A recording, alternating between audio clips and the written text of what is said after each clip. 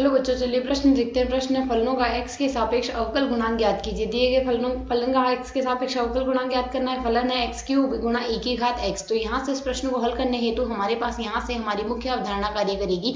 मुख्य अवधारणा यहाँ से हम लेंगे, यदि हमें कोई भी फलन u गुणा v के रूप में दिया गया है तो u गुणा v का जब हम अवकलन करते हैं तो मान आएगा u का अवकलन v ऐसा कैसा प्लस अब u ऐसा कैसा लिख देंगे, v का अवकलन करेंगे। तो यदि हम यहाँ से देखिए एक सूत्र हमारे पास यह काम में आएगा, यदि x की घात n का अवकलन x के सापेक्ष करना है तो मान आएगा n x की घात n-1 और साथ ही यदि e की घात x का हमें अवकलन x के सापेक्ष करना है तो मान आएगा e की घात x। तो यदि हम यहाँ से यही सूत्र लगाएं तो हमारे पास पद क्या दिया गया है, x की घात 3 गुणा में e की घात x। इसका हमने अवकलन करना है x के सापेक्ष।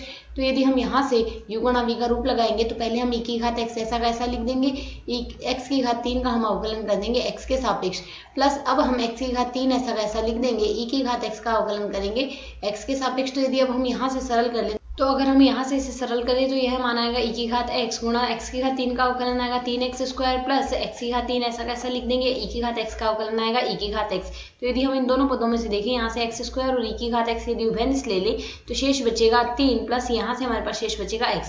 तो यह आ जाएगा हमें यहाँ से दिए गए पद का x के सापेक्ष अवकलन, या यहाँ से हम कह सकते हैं यह आ जाएगा x के सापेक्ष अवकल गुणांक। आशा है समझ आया। धन्यवाद।